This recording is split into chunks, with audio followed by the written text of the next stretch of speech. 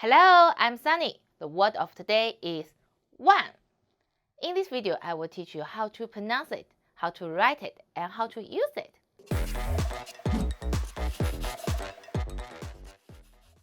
First, let's read together. 我们一起读 one. So when you see this, we know is final. One. So one.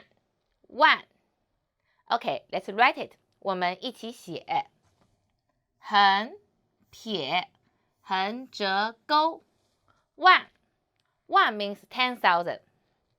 I have $10,000. 我有1万块钱。So that is all about the words one. If you like today's video, please like and share to your friends. Thanks for watching. See you next time. Bye bye.